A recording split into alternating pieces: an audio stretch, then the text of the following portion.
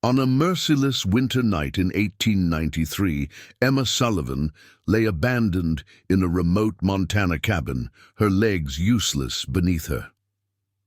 The last of her firewood was almost gone. She hadn't seen another soul since her uncle had left her there 6 weeks ago, claiming he'd return with a doctor. But in her heart, she knew the truth. He had left her to die. What use was a crippled woman in the harsh frontier? As the blizzard howled outside her windows, Emma had almost made peace with her fate. But as the final embers faded in her hearth, a stranger's knock changed everything. Jackson Reed only meant to find shelter from the storm. He hadn't spoken, more than necessary to another human, since returning from the war 5 years ago. What made this hardened, solitary cowboy look at a woman who couldn't walk and decide to build her a life worth living? What made him stay when everyone else had left? Before we jump back in, tell us where you're tuning in from, and if this story touches you, make sure you're subscribed, because tomorrow I've saved something extra special for you. The Montana winter of 1893 arrived early and unforgiving. By late November, snow already blanketed the foothills of the Bitterroot Mountains in drifts deep enough to swallow a man whole. Emma Sullivan kept careful track of the passing days with small marks scratched into the cabin wall beside her bed. 43 lines, 43 days since Uncle William had placed her in this one-room hunting cabin and ridden away. "I'll be back with a doctor from Missoula," he'd promised, not quite meeting her eyes. "Just need to get through Porter's Pass." Before the heavy snow, Emma hadn't believed him even then, not after seeing the relief in his face when he'd closed the cabin door, not after watching from the window as his shoulders straightened with each step away from his burden, a 24-year-old niece with legs rendered useless by a fall from a spooked horse. The morning brought a rare break in the snowfall. Weak sunlight filtered through the cabin's single window, illuminating dancing dust motes and the sparse interior. A rough-hewn table, a cast-iron stove, a narrow bed where Emma now spent her days. She pulled herself upright, arms strong from weeks of dragging her body from bed to table to stove. On the floor beside her lay the book she'd read 5 times already. Leaves of Grass by Walt Whitman, its pages dog-eared and softened from handling. 44, Emma whispered, using a bent nail to scratch another line into the growing tally. Her voice sounded strange to her own ears, unused for days except to talk to herself or sing quietly in the evening hours when loneliness pressed in like a physical weight. The firewood was the most urgent concern. Uncle William had left what seemed like a generous pile, stacked neatly against the cabin's eastern wall. But that had been before Emma understood how quickly the Montana cold devoured fuel, how hungrily the small stove consumed log after log to keep the bitter cold at bay. Now only a pitiful handful remained, perhaps enough for 2 more days if she was careful. Emma's gaze traveled to the drawer where she kept her father's revolver. 1 bullet.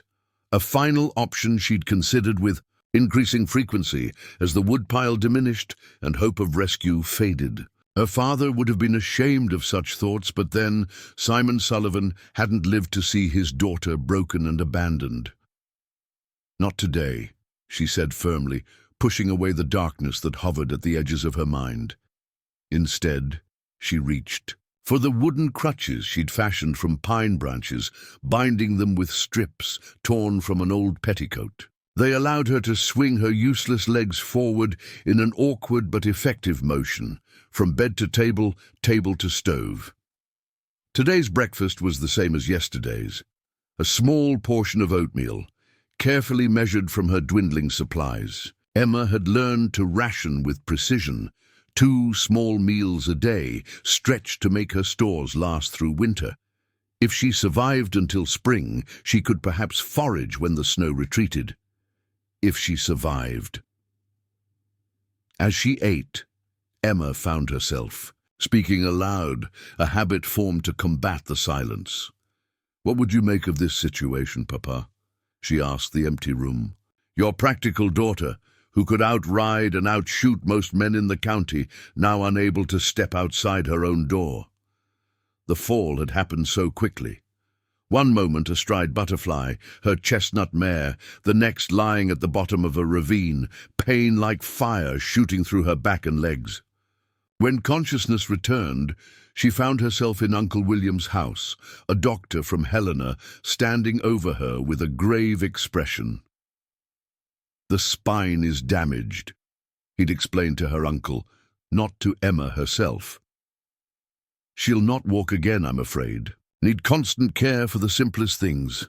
Uncle William's face had fallen, calculations evident behind his eyes. A widower with a struggling ranch, no wife to tend to an invalid niece, no money for continued medical care. Emma had read her fate in his expression before he'd ever spoken of the temporary cabin, where she'd be more comfortable while he sought better help. A sudden gust of wind rattled the cabin's shutters, pulling Emma from her memories. Outside, the brief sunlight had disappeared, replaced by looming grey clouds, heavy with snow.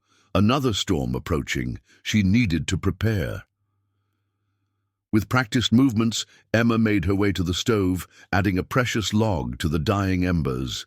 Heat would be essential tonight. She saved her second meal for the evening, instead chewing on a piece of jerky as she worked to gather every available blanket and layer of clothing. The single room would become her fortress against the night's chill. From the crude shelf above her bed, Emma retrieved her mother's journal, a leather-bound book filled with Catherine Sullivan's elegant handwriting. Recipes, household remedies, pressed flowers from their journey west from Pennsylvania years ago. Emma had memorized every page, but still found comfort in holding this piece of her mother. Catherine had died of fever when Emma was 16, leaving her to manage the household for her father and younger brother. "You were always the strong one," her father had said, "steadier than any son could be." That strength had served her well when pneumonia took both father and brother 2 winters past, leaving Emma alone, except for her mother's brother, William. She'd managed the small homestead herself for nearly a year before the accident. The first snowflakes of the new storm began to fall as dusk approached. Emma positioned herself by the window, watching as the world disappeared beneath a thickening white veil. The isolation felt more profound with each passing hour, the wilderness around, her cabin increasingly hostile. "Looks like another bad one," she murmured, pulling her shawl tighter around her shoulders. Her gaze fell on the small trunk at the foot of her bed, all that remained of her former life. Inside lay her mother's wedding dress, a few books, the silver hairbrush her father had given her on her 18th birthday, and the unfinished quilt she'd been working on before the accident. Practical Emma had insisted on bringing these seemingly impractical items, these anchors, to who she had been.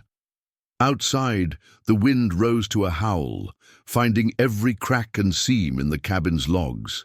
Snow began to accumulate on the windowsill, forming delicate crystalline patterns that would have been beautiful under different circumstances. Emma built up the fire one final time for the night, using the smallest log she could find. As darkness fell completely, she lit the single candle she allowed herself each evening, a small defiance against the encroaching night.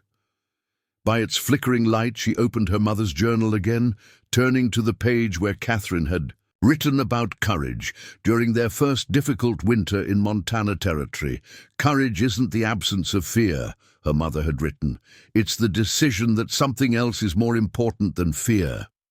The wind screamed louder, an almost human sound that made Emma shiver despite the fire's warmth. Snow now completely obscured the window. She was entombed in white, separated from the world by growing drifts and miles of wilderness. Tomorrow she would face her dwindling firewood supply, the increasingly urgent question of survival. But tonight she would read by candlelight and remember who she had been. Emma Sullivan, daughter of pioneers, a woman of the Montana frontier, not just the cripple abandoned in a cabin to die.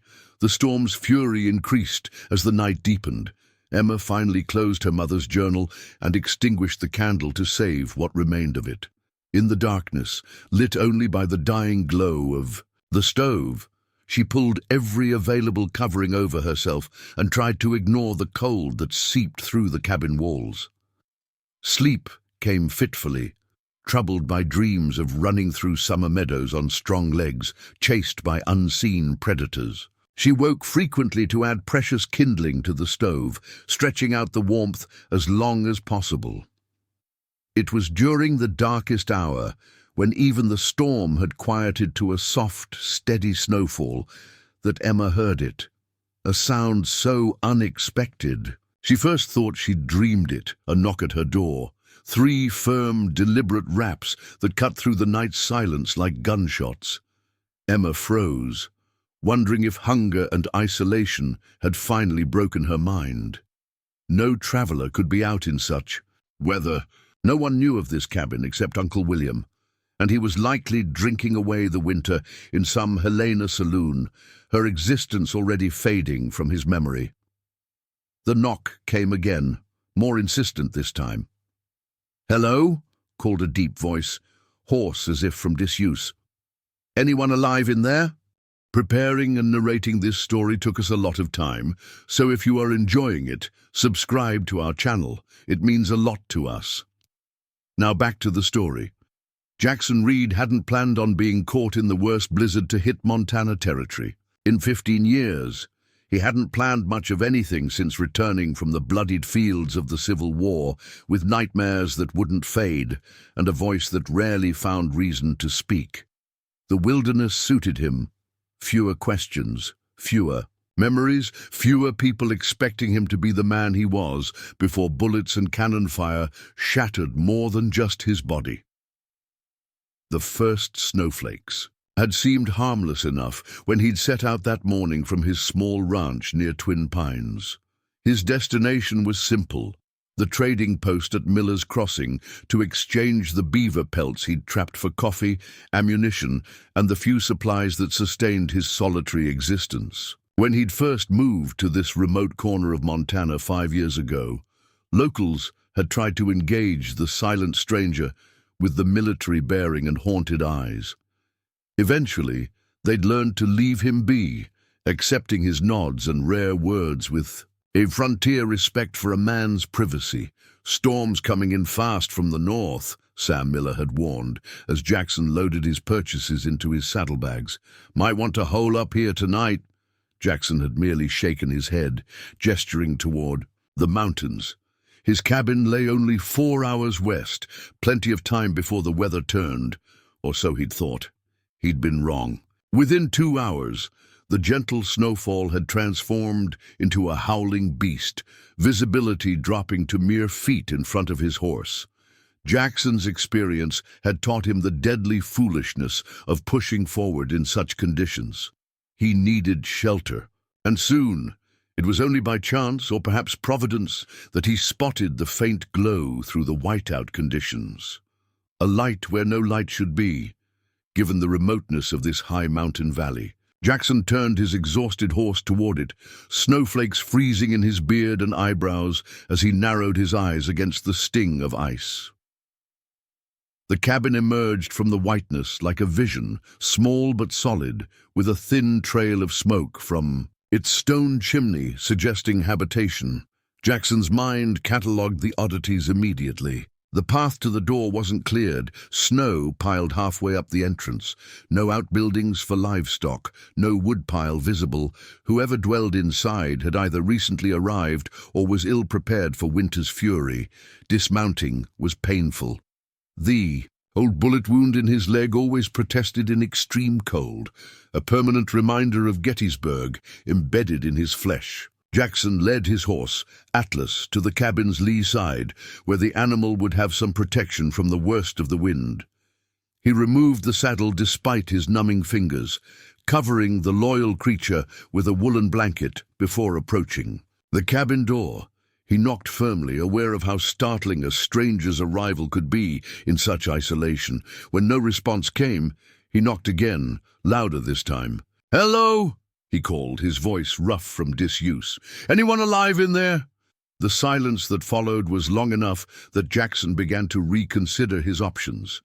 Perhaps the light had been a trick of the storm, or the inhabitant was away or unable to answer. He was preparing to seek shelter in a nearby stand of pines when he heard movement inside. "Who's there?" A woman's voice, wary but clear. "Name's Jackson Reed," he replied, fighting to be heard over the wind. "Got caught in the storm, looking for shelter till it passes." More silence, then the sound of something heavy being dragged across the floor. The door opened a cautious few inches, revealing a sliver of a young woman's face, illuminated by candlelight. Dark hair framed features pale from long months indoors, but her eyes were alert and intelligent. Behind her, Jackson glimpsed a cabin interior, sparse enough to suggest its occupant was either temporary or desperately poor. "I'm armed," she said simply, though he saw no evidence of a weapon. "And I can't offer much in the way of hospitality." Jackson nodded, understanding her caution. A woman alone had every reason to fear a stranger's arrival. "I won't be a burden," he said. "Just need to wait out the worst of it. Can sleep in the corner by the door. Got my own provisions." She studied him for a long moment, taking in his weathered face, the military posture he couldn't seem to shed, the snow crusting his coat and hat. Whatever calculation she made must have weighed the dangers of admitting a stranger against the greater sin of leaving a man to freeze to death on her doorstep. "Very well," she said finally, pushing the door wider. It was then that Jackson noticed the strange way she moved, half crouched on the floor, pulling herself along with her arms, while her legs dragged uselessly behind her. The wooden crutches, leaning against the wall, explained her delayed response to his knock. He carefully kept his expression neutral, having learned from his own wounds how unwelcome pity could be. "Thank you, ma'am," he said simply, removing his hat as he stepped inside. The warmth hit him like a physical force after hours in the killing. "Cold. Emma," she corrected, laboriously pushing the door closed behind him. "Emma Sullivan." The cabin was even smaller inside than it had appeared from without. A single room with a bed against one wall, a small table, a cast-iron stove radiating. Precious heat. Jackson noticed immediately the meager stack of firewood, perhaps enough for one more day at most. His experienced eye also caught the carefully organized supplies on the rough-hewn shelves, too few for the long winter months ahead. Survival in Montana's wilderness required preparation Jackson didn't see evidence of here. Yet the .44, marks scratched into the wall beside the bed, told a story of endurance he couldn't ignore. Nearly 7 weeks alone, likely without the ability to gather supplies or cut wood. The implications settled in his mind like the snow building up outside. "You can hang your coat there." Emma indicated a peg on the wall, already turning herself toward the stove. Her movements were practiced and efficient despite her disability. Jackson removed his snow-covered outer garments, then reached into his saddlebags to withdraw a package wrapped in oilcloth. "Brought some provisions," he said, placing them on the table. "Coffee jerky, couple of biscuits from the trading post." He saw something flicker in her expression, pride warring with desperate hunger, before she nodded. "Coffee would be welcome," she acknowledged. "Been out for 2 weeks now."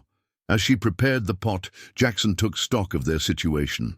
The blizzard outside showed no signs of abating, its howl a constant presence through the cabin's walls. His horse couldn't travel until the storm passed, and temperatures rose enough to prevent frostbite. They were trapped together for at least a day, possibly longer. "How'd you come to be here?" he asked, the most words he'd strung together for. "Another person in months. Seems poorly situated for winter living." Emma's hands stilled briefly on the coffee pot before resuming their work. "Not by choice," she said finally. "My uncle left me here in October, supposedly to fetch a doctor from Missoula. I haven't seen another soul since." Her matter-of-fact tone contained neither self-pity nor accusation, merely stating the harsh truth of her abandonment. Jackson absorbed this information silently, understanding immediately what she hadn't said. Her uncle had no intention of returning. A crippled woman was a burden few frontier households could sustain, especially through the brutal Montana winter. He'd seen similar calculations made during the war: who to save, who to leave, who represented a drain on limited resources. "Your legs?" he asked, the question direct but not unkind. Horse spooked at a rattlesnake, fell into Davidson's Gulch. Emma poured the coffee into 2 chipped cups. "Broke my back. Doctor said I'd never walk again." She passed him a steaming cup, her steady gaze challenging him to offer the pity she clearly despised. Jackson merely nodded, taking the coffee with a murmured thanks. "Got a bullet still lodged near my spine," he offered instead, a rare personal disclosure. "Gettysburg. Some mornings can barely stand. Other days hardly notice it's there." Something shifted in Emma's expression. A recognition, perhaps, of a fellow traveler on the road of unwanted physical limitation. The silence that followed wasn't uncomfortable, but contemplative, as they sipped the precious coffee, its warmth spreading through Jackson's chilled body. Outside, the storm continued its assault, snow now completely covering the cabin's single window. The fire in the stove burned low, and Jackson noted how Emma's gaze kept returning to the dwindling woodpile. "Got an axe?" he asked, setting down his empty cup. Emma looked startled by the question. "In the lean-to out back, but there's no—" "Saw. Some deadfall about 50 yards east when I was approaching," Jackson interrupted, already reaching for his coat. "Storm's letting up just enough. Won't get a better chance." "You don't need to," Emma began, but Jackson was already pulling on his gloves. "Need firewood myself if I'm staying," he said practically. "Might as well be useful." Before she could protest further, he was out the door and into the swirling white. The cold hit him like a physical blow after the cabin's warmth, but he set his jaw and pushed forward toward the lean-to. Inside, as Emma had said, he found a serviceable axe, its head in need of sharpening but adequate for the task at hand. He secured a rope from his saddlebags, looped it around his waist and tied the other end to the cabin door. Getting lost in a blizzard mere yards from shelter was a foolish way to die. The work was brutal in the sub-zero temperatures. Each swing of the axe sent shards of pain through his damaged leg, but Jackson persisted with the grim determination that had kept him alive through war and wilderness. The deadfall, a lightning-struck pine, yielded enough wood to last several days. He made 3 trips, dragging loads of split logs through the snow and stacking them neatly inside the cabin's door. When he finally closed the door on the storm for the last time, his clothes were crusted with ice and snow, his face raw from wind burn, but the substantial pile of firewood against the wall represented something more valuable than comfort. It represented time, days of survival that hadn't existed an hour earlier. Emma watched him from her place near the stove, her expression a complex mixture of gratitude, embarrassment, and something harder to define. Without a word, she pushed a steaming cup toward him, the last of the coffee, he realized, a significant gesture given its scarcity. "Thank you," she said simply. Jackson nodded, accepting both cup and gratitude with equal economy. As the day faded toward evening and the storm raged on, they established an unexpectedly comfortable coexistence in the tiny cabin. Like 2 wounded animals who had found the same shelter, they recognized in each other a kindred resilience that required no explanation and expected no comfort beyond the practical. Neither could have guessed that this chance encounter in a blizzard would be the first chapter of a story neither had believed possible, a story of healing, purpose, and a life rebuilt from the broken pieces of the old. 3 days passed with the blizzard, showing no signs of relenting. The wind's howl became a constant companion, sometimes fading to a whisper only to return with renewed fury hours later. Inside the small cabin, Emma and Jackson settled into a cautious rhythm dictated by necessity and the strict demands of survival.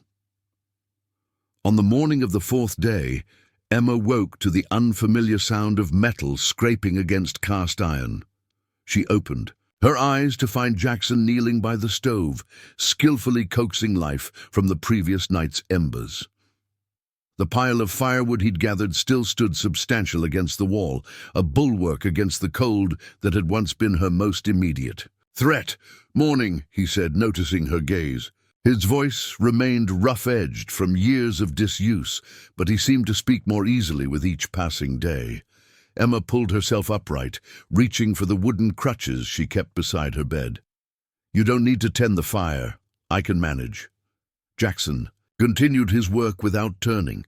"No, you can. Figured you might appreciate sleeping past dawn for once." The simple observation that he'd noticed her early rising, her careful routine of building the morning fire before the cabin's chill could settle into her bones, caught Emma off guard.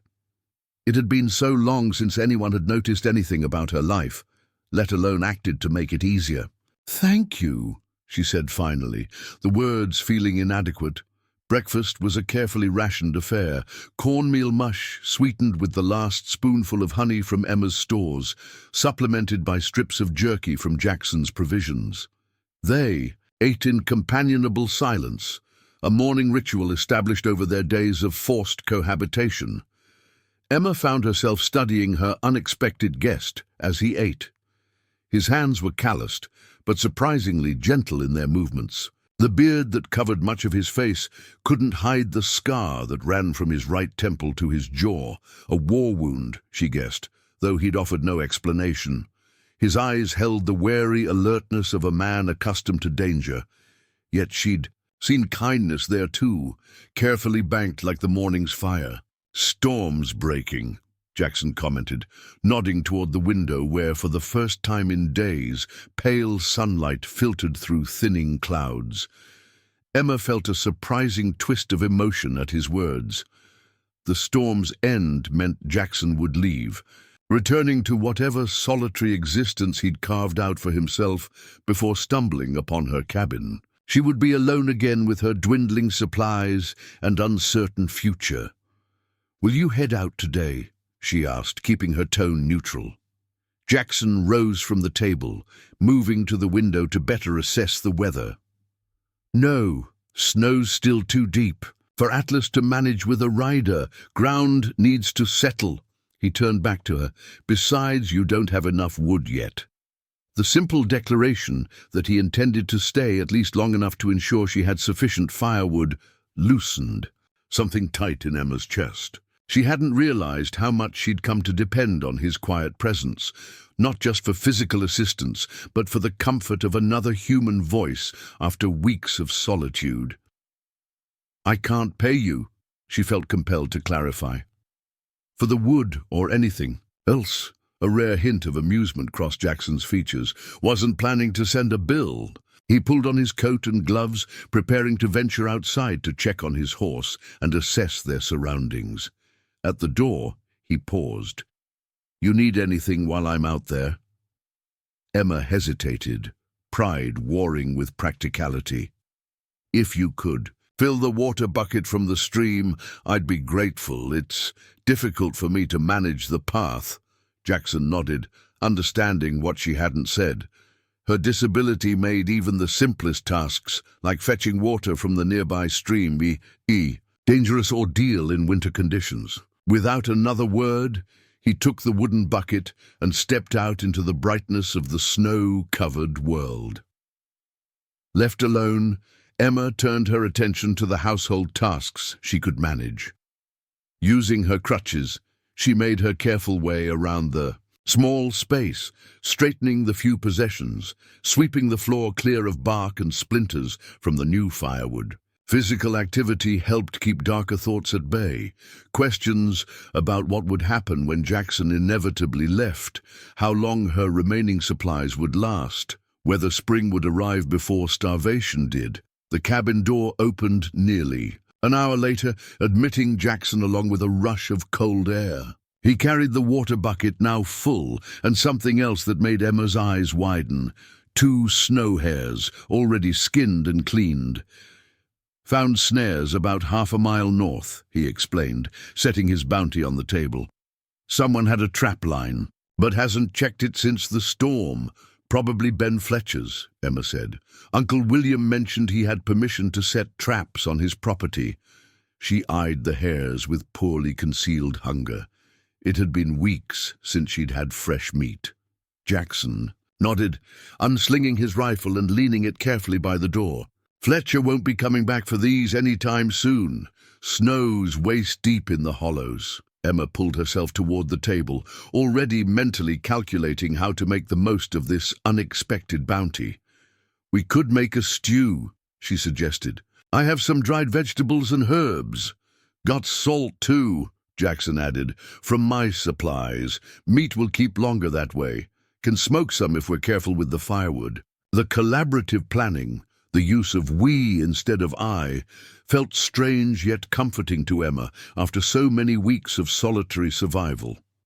As they worked together to prepare the hare stew, she found herself sharing knowledge that had remained unspoken since her abandonment. "My mother taught me about stretching meat with root vegetables," she explained as she directed Jackson on how to cut the precious meat into small, flavor-factoring pieces. "We came west when I was 12, and that first winter was lean. She could make 3 rabbits feed our family for a week." Jackson listened attentively, his hands moving with surprising dexterity for their size. "My grandmother was the same," he offered, "made stone soup seem like a feast during hard times." By unspoken agreement, they had avoided personal histories during their first days together, focusing instead on the immediate needs of warmth, shelter, and food. Now, with the storm's retreat and a hot meal in preparation, the rigid boundaries between them seemed to soften slightly. As the stew simmered, filling the cabin with its rich aroma, Jackson turned his attention to examining Emma's living situation with a more critical eye. The cabin, while solidly built, showed signs of hasty preparation. Gaps between logs that leaked precious heat, a smoke-clogged chimney that reduced the stove's efficiency, the absence of basic tools that would make life easier for someone with Emma's mobility challenges. "Need to seal these cracks," he said, running his hand along the wall where cold air seeped through. "Got some pine pitch in my saddlebags that might help." Emma watched as he methodically identified problems she'd been powerless to address.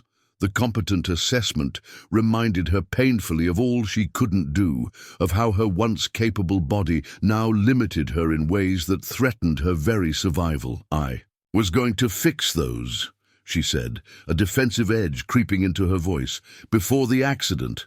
Uncle William brought me here in the wagon directly from his house. I never had the chance to properly prepare the cabin." Jackson paused in his inspection, turning to meet her gaze directly. "Wasn't criticizing," he said simply, "just seeing what needs doing." The quiet statement, offered without pity or judgment, deflated Emma's momentary flare of pride. She closed her eyes briefly, regrouping. "I'm sorry," she said.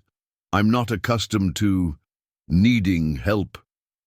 Jackson returned to the stove, stirring the simmering stew.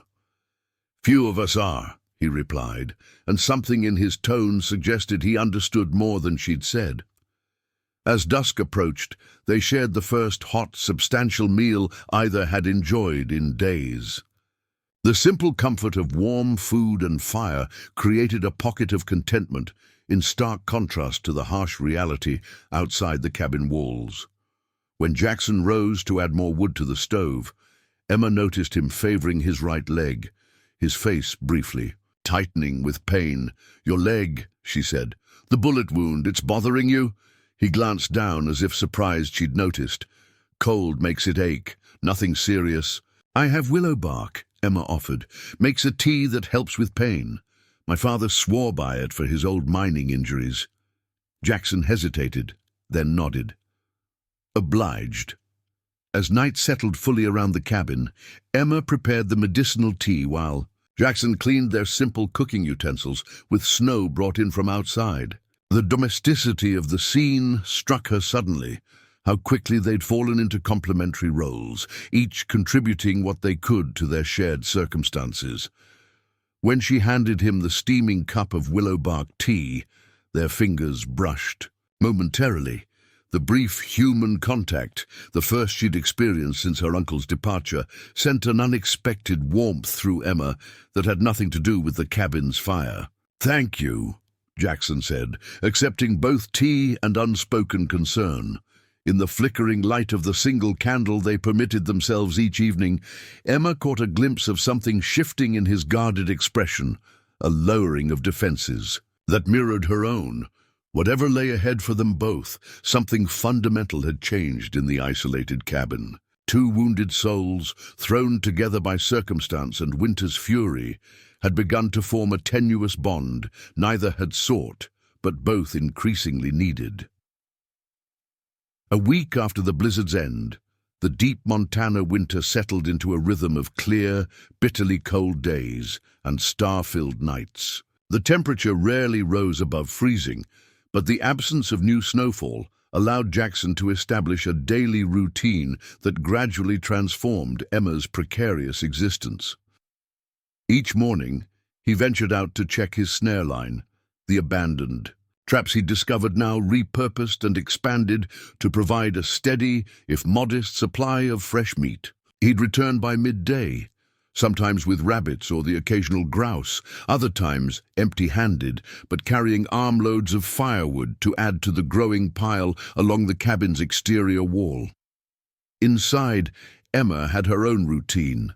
The enforced rest had strengthened her upper body, and she'd become remarkably adept at navigating the small space, using her arms and the crude crutches. She prepared what meals their limited supplies allowed, mended clothing with expert stitches, and kept careful inventory of their resources in a small notebook, establishing a domestic order that made the cabin feel less like a prison and more like a home. "Found something you might want to see," Jackson announced one afternoon, stamping snow from his boots as he entered the cabin. From his coat pocket, he produced a small leather-bound book, its cover weathered but intact.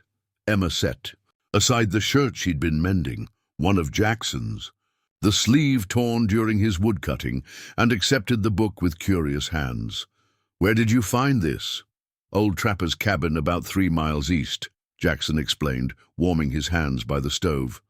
"Roof's collapsed, but some things inside were still good. Thought you might want something new to read." Emma opened the book carefully, discovering a collection of poetry by Emily Dickinson. The unexpected thoughtfulness of the gift, that he'd remembered her mention of missing her small library, left her momentarily speechless. "Thank you," she said finally, running her fingers over the faded gilt edges.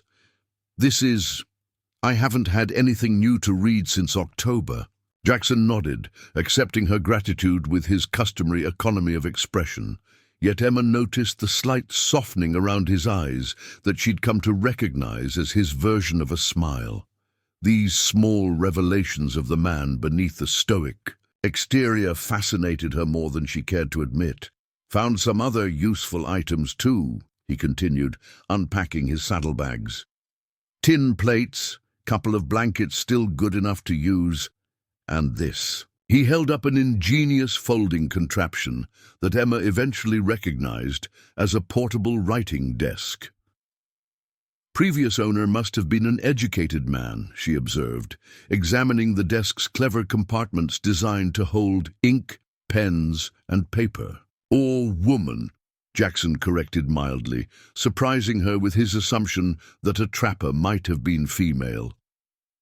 "Found some letters signed Elizabeth. Had a good setup before whatever happened." Emma raised an eyebrow. "You're unusual, Mr. Reed." "Jackson," he reminded her, as he had each time she'd slipped into formality. "And unusual how? Most men I've known wouldn't consider a woman capable of surviving alone as a trapper."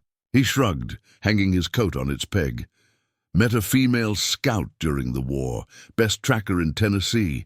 Gender seemed beside the point when your life depends on someone's skills." The casual observation revealed more about Jackson's worldview than any direct conversation might have. Emma filed it away with the other fragments she'd gathered about her mysterious companion, his war service, his preference for solitude, his unexpected moments of consideration. "I was a teacher," she found herself saying, "before the accident at the schoolhouse in Helena for 2 years. Jackson paused in his unpacking, giving her his full attention, a rarity for a man who seemed to exist in constant motion. "What did you teach?" "Everything," Emma smiled at the memory. "Reading, writing, mathematics, some natural philosophy for the older students. It was a small school, just 18 pupils ranging from 6 to 16. "You miss it," he observed. Emma's fingers traced the embossed cover of the poetry book. "I miss feeling useful, contributing something." The admission cost her, revealing a vulnerability she'd kept carefully guarded. Since the accident, she'd focused solely on survival, pushing aside the deeper loss of purpose and identity. Acknowledging it now, even obliquely, felt like exposing an open wound. Jackson considered her words, his expression thoughtful. "Been watching you this past week," he said finally. "Way you organize supplies, how you stretch what little we have. Skills worth having out here, different from before maybe, but useful all the same." The simple reassessment that she still possessed value beyond what her legs could or couldn't do affected Emma more deeply than elaborate compassion might have. She busied herself with opening the poetry book, not trusting her voice to remain steady. "I'll read some aloud tonight," she offered. "If you'd like." Jackson nodded, returning to his unpacking. "Been a long time since anyone read to me." That evening, their usual quiet was broken by Emma's clear voice reciting Dickinson's precise verses. The poem's explorations of isolation, nature's power, and the resilience of the human spirit seemed particularly apt in their wilderness setting. Jackson listened intently as he worked on fashioning a new handle for the axe he'd found in the lean-to, his rough hands moving with surprising delicacy. "Hope is the thing with feathers that perches in the soul," Emma read, the words illuminated by candlelight, "and sings the tune without the words and never stops at all." She glanced up to find Jackson watching her, his expression more open than she'd yet seen it. The shared moment stretched between them, warm and unexpectedly intimate. "My mother used to read to us," he said quietly. "Before the war. Poetry mostly.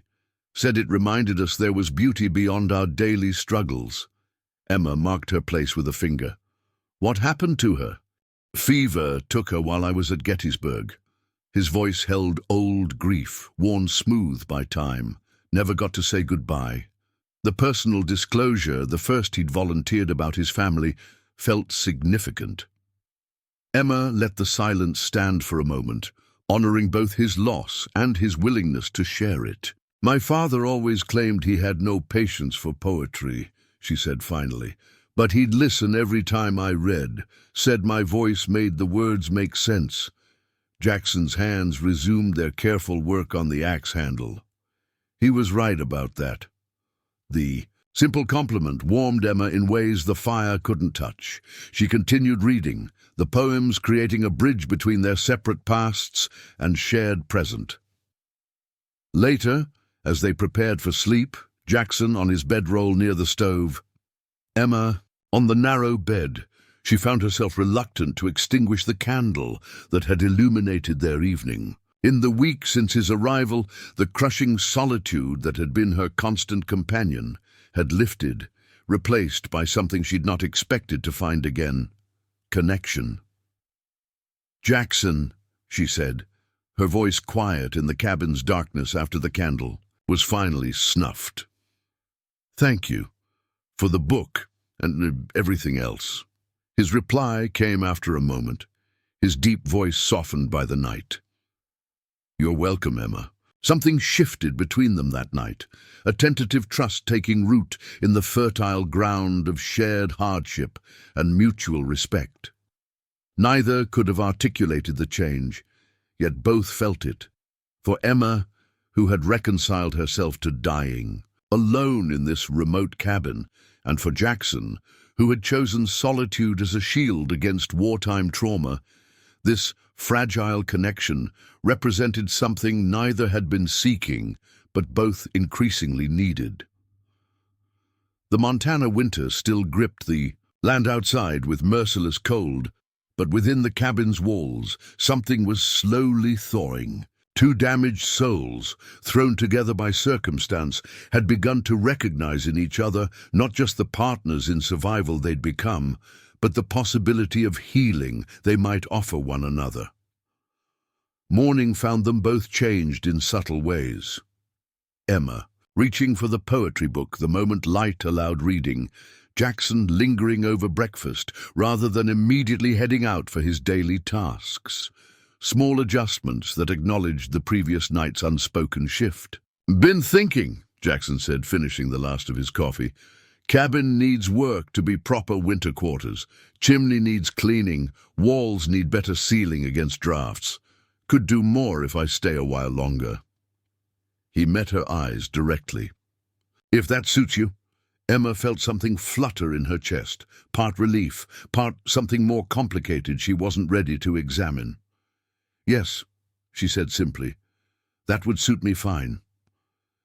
Outside, the sun broke through clouds, casting diamond light across the snow-covered landscape. Inside, two people who had expected nothing more from life than mere survival began to contemplate something they had both abandoned months before: possibility. January settled into February, marked by Emma's careful tallies on the cabin wall. The harsh Montana winter showed no signs of relenting, but the small cabin had transformed in ways neither of its occupants could have anticipated when Jackson first knocked on the door that stormy night. The most visible changes were physical. Jackson had sealed every crack in the log walls with a mixture of pine pitch and clay, dramatically reducing the drafts that had once made the corners of the room uninhabitable. He'd fashioned a crude chimney sweep from pine branches and rabbit wire, clearing the stovepipe of creosote and improving its draw. The woodpile outside now stood impressively high, enough to last well into spring, even if the winter stretched longer than usual. But the most significant transformations weren't visible to the eye. They existed in the easy rhythm two strangers had established, in the gradual lowering of defenses, in the way silence between them had evolved from wary to comfortable. "You're favoring your right side again," Emma observed one morning as Jackson returned from checking his traps. She'd become attuned to the subtle changes in his gait that indicated when the old war wound was troubling him more than usual. He shrugged, hanging up his coat. "Cold snap makes it act up. Nothing new." Emma pulled herself to the stove, where a pot of water was already heating. "I've been thinking about that," she said, reaching for the tin where she kept her medicinal herbs. "Willow bark helps with the pain, but there might be something better. My mother swore by a poultice of comfrey and yarrow for deep-seated aches." Jackson watched as she measured dried herbs into a small cloth bag. "Don't waste supplies on my account." "It's not waste if it works," Emma countered. "Besides, I need you mobile. We both know I can't handle the outdoor tasks." The practical framing of her concern, that his well-being was essential to their shared survival rather than a matter of personal worry, maintained the careful boundaries they'd established. Yet both recognized the care beneath the practicality, the growing investment in each other's welfare that extended beyond mere necessity. "Found something yesterday?" Jackson said, pulling a small leather pouch from his pocket. "While checking the North Ridge." Emma accepted the pouch curiously. Opening it revealed a collection of smooth, flat stones in various colors, some with distinct patterns or unusual hues. "They reminded me of the collection you mentioned," Jackson explained, referring to a conversation days earlier when Emma had spoken of the rock specimens she'd once gathered as a schoolteacher to help her students learn about geology. "Thought you might want to start again." The thoughtfulness of the gesture, that he'd remembered such a small detail from their conversations, that he'd taken time during his hunting to gather these stones specifically for her, left Emma momentarily speechless. These small kindnesses had become increasingly common as the weeks passed, creating a foundation of trust neither had expected. "They're perfect," she said finally. "Thank you." Jackson nodded, accepting her gratitude with characteristic reserve, though Emma noticed the slight easing of tension around his eyes that she'd come to recognize as his version of a smile. That afternoon, as a light snow fell outside, they worked together on a project that had occupied them for several days, modifying the cabin's furniture to better accommodate Emma's condition. Jackson had fashioned wooden blocks to raise the table height, making it easier for her to work. While seated, now they were adapting a chair with wheels salvaged from an abandoned cart Jackson had discovered half buried in snow during one of his hunting expeditions. "Try it now," he said, setting the modified chair on the floor. "Should roll easier with the axle greased." Emma transferred herself from her bed to the wheeled chair, testing its movement on the plank floor. The freedom of motion, being able to propel herself across the room without crutches or dragging herself along, brought an unexpected lump to her throat. "It works beautifully," she said, pushing herself toward the stove, then back to the table. Such a simple thing, mobility within her own space, yet it represented a shift in how she viewed her condition, not as a death sentence, but as a challenge, to be adapted to. Jackson watched her experimental movements with quiet satisfaction. "Been thinking we could fashion something similar for outdoors come spring. Wider wheels for the rough ground." The casual mention of spring, of a future beyond their immediate survival, hung in the air between them. Neither had spoken directly about what would happen when winter's grip loosened, when Jackson would no longer be trapped by weather and circumstance in this isolated cabin. The tacit assumption that their association would continue represented a significant shift from the temporary arrangement forced upon them by the blizzard. "Spring seems very far away," Emma said carefully. Jackson nodded, returning to his work on a second chair. Still, good to plan ahead. The evening brought one of the cabin's newer rituals, lessons in skills neither had expected to share. Emma had begun teaching Jackson to read more fluently, having discovered during their poetry readings that while he could manage basic text, more complex material challenged him. "My schooling ended at 9, he'd explained without embarrassment when she'd first noticed his hesitation over certain words. Farm needed another pair of hands more than it needed a scholar.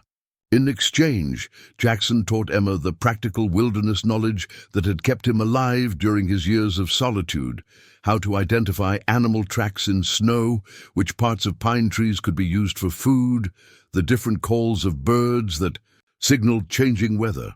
Tonight they sat at the raised table, a page from one of Emma's books between them. Jackson's finger traced the words slowly, his deep voice carefully pronouncing each syllable. His progress over the past weeks had been remarkable, his natural intelligence more than compensating for his limited formal education. "The frontier represents not merely a boundary between civilization and nature," he read, "but a meeting place where the essence of both is revealed most clearly." "Excellent," Emma encouraged. "You've mastered words that gave you trouble last week." Jackson closed the book thoughtfully. "My mother would have been pleased. She tried to keep my lessons going after I left school, left me her Bible when she died, but I could only read parts of it. The personal disclosure, rare for a man who revealed his past in carefully measured fragments, signaled the growing trust between them. These evening conversations had gradually unveiled their histories, each sharing more with every exchange. Emma smiled at the gentle prompt, Their conversations had developed this pattern, one memory traded for another, a careful balance maintained. "My mother was her opposite, I think," she offered. "Practical to her bones. Came west with my father. During the first silver rush, determined to civilize the frontier, one proper table setting at a time." The fond memory warmed her. She established the first lending library in Helena, just a shelf of books in our front room. But she insisted. Every mining camp needed literature to elevate the spirit. "Explains your love of books," Jackson observed. "She believed education was the great equalizer," Emma continued. "That knowledge could transcend circumstance. When I became a teacher, she said I was continuing her most important work." The mention of her former profession brought a familiar pang of loss. Yet Emma noticed the sharp edge of grief had softened somewhat. Speaking of her past no longer felt like recounting something irrevocably lost, but rather like tracing the path that had led her to this present moment. Outside, the February wind howled around the cabin corners, finding none of the entry points it had exploited in previous months. Inside, the fire burned steady and bright, illuminating two people gradually rewriting their understanding of what remained possible in lives they had each, in different ways, considered effectively over. Emma rolled her chair to the window, gazing out at the moonlit snow. "I never thought I'd see winter's beauty again," she admitted. "When Uncle William left me here, I saw only death in those snowfields." Jackson set aside the book, joining her at the window. "First winter after the war, I felt the same. Thought the cold might finish what the bullets started." His voice lowered. "Sometimes hoped it would." The raw honesty of his confession, that he too had once welcomed death, created a moment of profound connection between them. They stood side by side, gazing at the silver-painted landscape that had nearly claimed them both, yet had instead become the unlikely setting for their renewal. "And now?" Emma asked softly. Jackson's gaze remained on the distant mountains, their peaks sharp against the night sky. "Now I find myself planning for spring," he said simply. In those few words lay a profound transformation, from a man who had once seen no future to one who now anticipated seasons beyond the present moment. Emma felt an answering shift within herself, a tentative awakening of hope she'd thought permanently extinguished on the day her legs had failed her. They remained. By the window, in companionable silence, watching moonlight dance across snow-covered pines. Two people who had expected nothing from life but isolation and struggle, now discovering that even the most damaged souls might find renewal in the most unlikely circumstances. March arrived with mercurial temperament, bringing days of blinding sunshine interspersed with fierce squalls that reminded them winter wasn't yet prepared to release its grip on the Montana landscape. The snow had begun to compact under its own weight, creating a crusty surface that made Jackson's daily excursions easier, but indicated dangerous conditions for the wildlife they relied upon. "Deer will struggle in this," Jackson observed one morning as he prepared to check his expanded trapline. "Hooves break through the crust, makes them vulnerable to predators." Emma looked up from the workbench Jackson had constructed for her, a table specially designed at the perfect height for her seated position, with storage compartments built into the sides. Her hands were busy crafting a pair of moccasins from rabbit fur and leather salvaged from an old bag, a skill Jackson had taught her during the deepest days of winter. "Could you hang some meat if you find a deer in trouble?" she asked. "The cold would preserve it until we needed it." The casual "we" had become natural in their daily exchanges, a reflection of their seamlessly merged existence. Where once they had been wary strangers forced together by circumstance, they were now partners with established roles that complemented each other's strengths and limitations. Jackson nodded, checking his rifle. Been thinking the same. With the melt coming in a few weeks, we'll want stores ready when the ground gets too muddy for good hunting. Another reference to the future, Emma noted. These had become more frequent in their conversations. Plans that extended beyond immediacy. Discussions of what they would do when spring arrived in earnest. Neither explicitly stated what these plans suggested. That Jackson no longer intended to return to his solitary existence once winter released them from its isolating grip. "I've been working on something for you," Emma said, reaching beneath her workbench to retrieve a carefully wrapped bundle. "It's not perfect, but it should be useful." Jackson set aside his rifle and accepted the package with curious hands. Unwrapping it revealed a new pair of buckskin gloves, painstakingly sewn with sturdy sinew thread. The design incorporated a double layer across the palms and reinforced fingertips, perfect for the endless woodcutting and trap setting that had worn his old gloves to tatters. "These are—" He ran his thumb across the precise stitching, clearly impressed by the craftsmanship. "How did you manage the thickness of the hide?" Emma smiled, pleased by his assessment.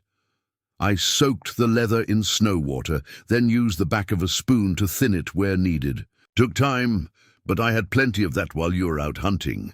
Jackson slipped them on, flexing his fingers to test the fit. "Perfect," he said simply, but the appreciation in his eyes spoke volumes more than his sparse words. These exchanges of skills and made objects had become their primary language of care. Jackson constructing tools and furniture that expanded Emma's independence within her disability, Emma creating practical items that showed her recognition of his daily challenges. Where words might have felt too revealing, these tangible expressions of mutual concern built bridges between their guarded hearts. "Should be back by midday," Jackson said, pulling on his coat. "Weather looks steady enough." Emma nodded, already, turning back to her moccasin making. "I'll have stew ready, and more of that sourdough bread if the starter behaves." The comfortable domesticity of their exchange, so ordinary yet so extraordinary given their circumstances, lingered in the air after Jackson had departed. Emma found herself smiling as she worked, the rhythm of her needle pushing through leather, as soothing as music. The morning passed peacefully as she completed the moccasins, then turned her attention to the sourdough starter she'd begun cultivating. 2 weeks earlier, from wild yeast, she had just set the dough to rise near the stove when an unfamiliar sound froze her in place, the distant jingling of harness bells. Emma's heart raced as she pulled herself to the window, peering out at the snow-covered clearing. Through the trees, she caught flashes of movement, horses and a wagon laboring through the deep snow of the seldom-used trail. Visitors. After nearly 4 months of isolation, the prospect of other human voices seemed almost unreal. She quickly assessed her appearance, hair neatly braided but clothes worn and patched, the cabin clean but revealing the makeshift adaptations of their winter existence. How would strangers perceive the unusual living arrangement she and Jackson had established? The thought brought a flush to her cheeks that had nothing to do with the stove's heat. The wagon emerged fully into the clearing, a sturdy transport, drawn by 2 workhorses, driven by a burly man in a bearskin coat. Beside him sat a woman, bundled in wool and fur, her face obscured by a knitted scarf. The sight of another woman after so many months made Emma suddenly, acutely aware of her isolation. She reached for her crutches, maneuvering herself toward the door. Stepping outside felt momentous, her first time beyond the cabin walls since the deep winter began. The March sunshine was surprisingly warm on her face as she balanced carefully on the porch Jackson had built to accommodate her mobility needs. "Hello?" "The cabin!" the male driver called, raising a mittened hand in greeting. As the wagon drew closer, Emma recognized him with a shock. Ben Fletcher, the trapper whose line Jackson had repurposed after the blizzard. Fletcher reined the horses to a stop. his bearded face breaking into a surprised smile. "Miss Sullivan, good Lord, is that really you? Word in town was you'd perished for sure." Emma steadied herself against the doorframe. "As you can see, Mr. Fletcher, rumors of my demise were premature." Fletcher helped his companion down from a wagon. As the woman unwound her scarf, Emma recognized Martha Fletcher, Ben's wife, a kindly woman who had once supplied the schoolhouse with preserves for the annual picnic. "Emma Sullivan," Martha breathed, hurrying forward with concern etched on her weather-lined face. "We've been sick with worry. When William Hargrove returned to Helena claiming you'd died of your injuries," she faltered, taking in Emma's crutches, "and the specialized porch design. My dear, how on earth have you survived out here alone?" Before Emma could respond, the sound of approaching hoofbeats drew their attention. Jackson emerged from the tree line, a field-dressed deer draped across his horse's back. He surveyed the unexpected scene with the wary assessment of a man long accustomed to seeing strangers as potential threats. "Miss Sullivan hasn't been alone," he stated, dismounting with fluid grace despite his perpetual limp. "Jackson Reed," he added by way of introduction, though his posture remained alert, protective. Ben Fletcher's expression shifted from confusion to recognition. "Reed, the hermit from Twin Pines Ridge?" He glanced between Jackson and Emma, clearly struggling to make sense of their unexpected partnership. "What in heaven's name is going on here?" Emma felt a sudden, fierce protectiveness toward the life she and Jackson had built, this fragile existence forged through mutual need and growing affection. How could she explain to these well-meaning visitors the complex bond that had developed between two wounded souls during a Montana winter? "Mr. Reed found me during the December blizzard," she explained, choosing her words carefully. "He's been kind enough to stay and ensure my survival." Martha Fletcher's eyes widened with understanding, and something else that made Emma's cheeks warm again.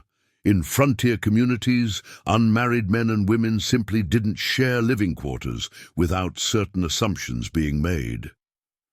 "We've come from Helena," Ben said, still processing the unexpected situation.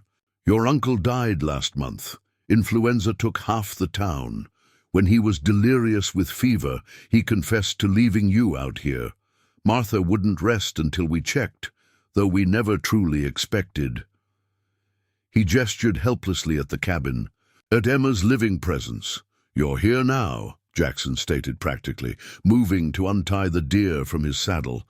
"Might as well come in. Weather's holding but won't for long." The interior of the cabin revealed the full extent of their winter adaptations. Emma's wheeled chair by the workbench, the raised table, the ingenious pulley system Jackson had devised to allow her to retrieve items from high shelves. The Fletchers' expressions moved from shock to admiration as they recognized the careful thought behind each modification. "This is—" Martha turned slowly, taking in the neat organization, the evidence of shared labor, Jackson's hunting tools alongside Emma's handwork, her books stacked near his whittling projects. "Remarkable." Emma busied herself preparing coffee, using the mobility techniques she'd perfected over months of practice. "We've managed," she said simply, though managed hardly captured the transformation of a death sentence into a life newly purposeful. As she served their unexpected guests, Emma found herself observing Jackson through the Fletcher's eyes, seeing afresh the man who had become so familiar, his tall figure by the fireplace, competent hands cleaning his rifle, the quiet dignity with which he carried both his visible and invisible wounds. When had his presence become not just essential to her survival, but central to her sense of home? "What? News from town?" Jackson asked, accepting a cup of coffee. Ben Fletcher leaned forward, warming to his role as information bearer. "Railroads coming through at last, surveying crews already working south of Helena, governors pushing for statehood within 2 years. Oh, and new doctor arrived in January, young fellow trained back east, been performing minor miracles according to some, At the mention of a doctor, Martha's gaze flicked meaningfully toward Emma's useless legs, then away. The unspoken suggestion hung in the air that perhaps with proper medical attention, Emma's condition might improve. "This new doctor," Emma said carefully, setting aside her instinctive hope, "has he had success with spinal injuries?" Martha nodded eagerly. "Sarah Wells's boy, thrown from a horse last summer, couldn't feel his legs for months. This Dr. Holloway tried some new treatment, electric currents and special exercises. Boy's walking with crutches now." She reached for Emma's hand.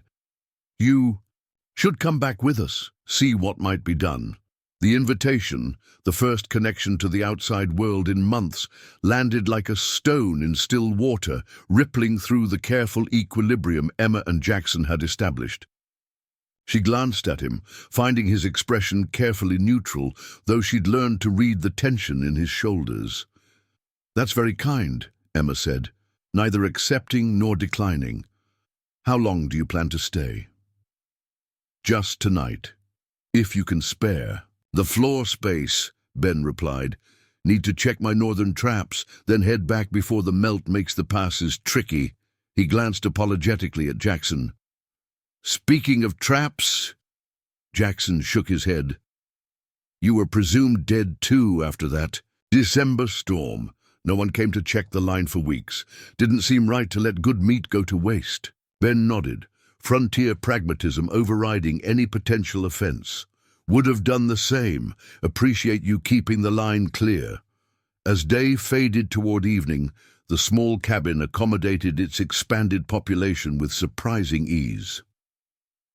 Jackson efficiently prepared the deer while Emma and Martha cooked together, the older woman visibly impressed by the younger's adaptations to her disability. Ben busied himself checking the cabin's exterior, pronouncing Jackson's improvements sound for withstanding the spring thaw.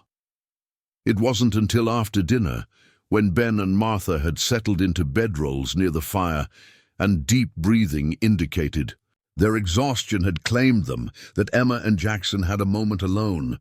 She had positioned her wheeled chair near the window, where moonlight silvered the March snow. Jackson joined her, his voice low to avoid waking their guests. "You should go with them," he said without preamble. "This doctor might help." Emma studied his profile, the strong lines now as familiar to her as her own reflection. "And you?" Jackson's gaze remained on the moonlit landscape. "Would follow when I've properly closed up here for spring." The careful neutrality of his tone couldn't quite mask what Emma had learned to recognize, the fear of abandonment that mirrored her own. These months together had healed more than just their physical needs. They had begun mending souls long. "Accustomed to loss, we've built something here," she said softly. "Something that works." "Might build something better if you could walk again," he countered, practical as always. Emma's hand found his in the darkness, a rare instance of intentional touch between them. "Or might lose what we've found by chasing what was." Jackson's fingers tightened briefly around hers, acknowledgement of the risk inherent in change, in hope itself. They remained by the window in companionable silence, watching moonlight dance across the snow-covered clearing, each contemplating a crossroads neither had anticipated when winter had thrown them together. Outside, the Montana night sparkled with stars and possibilities. Inside, two people who had expected nothing from life but isolation and struggle found themselves facing an unexpected choice between the safety of what they had built together and the uncertain promise of what might yet be. The Fletchers departed at dawn, their wagon creating fresh tracks in the spring-softened snow. Emma stood on the porch watching until they disappeared into the tree line, their parting words still hanging in the crisp morning air. "We'll return in 2 weeks' time," Martha had promised, clasping Emma's hands in her own. "Think about what I said regarding Dr. Holloway. A chance like this doesn't come along often in these parts." Ben had pulled Jackson aside for a private word, man to man, frontier style. And though Emma hadn't heard their exchange, she'd seen Jackson's thoughtful expression afterward. Now, as the sound of wagon wheels faded into distance, she felt the world beyond their cabin pressing in after months of isolation. "Coffee's ready," Jackson said from behind her. Emma turned her wheelchair, nodding gratefully. Inside, the cabin felt different, as if the Fletchers' brief presence had altered its dimensions, reminding them of the larger world they'd almost forgotten. They sat at the table, steam rising from their cups, the conversation they'd avoided all night stretching between them. "You don't need to decide today," Jackson said finally, breaking the silence. "Got 2 weeks before they return." Emma traced the rim of her cup with one finger. "What did Ben say to you before they left?" Jackson's gaze remained steady on hers. "Said his brother has a place for sale near Helena. Small ranch, nothing fancy, but with good water access. Thought I might be interested." The implication hung unspoken between them. A property near Helena would put Jackson close to where Emma would be if she went for medical treatment. It suggested a future neither had dared articulate, one where their paths remained connected beyond this cabin and the winter that had thrown them together. "And are you interested?" Emma asked, her voice carefully neutral. "Depends," Jackson replied simply. A single word that encompassed volumes. "Depends on your decision. Depends on whether there's reason for me to be near Helena. Depends on whether what we've built here has a future beyond these walls."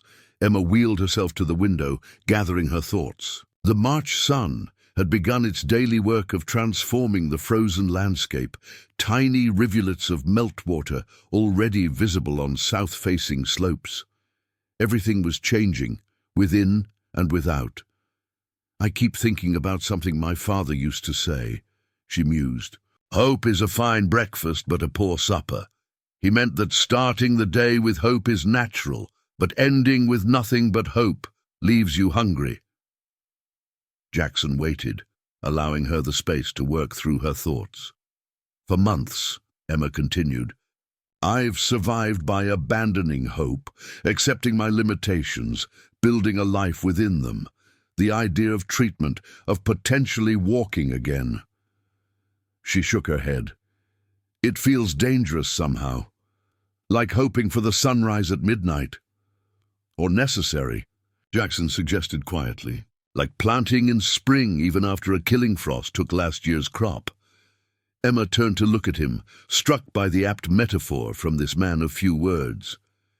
"You think I should go?" "Think you should try," he corrected. "Otherwise you'll always wonder." His practical wisdom, stripped of sentiment yet deeply caring, had become her touchstone these past months. Jackson never offered false comfort or easy platitudes.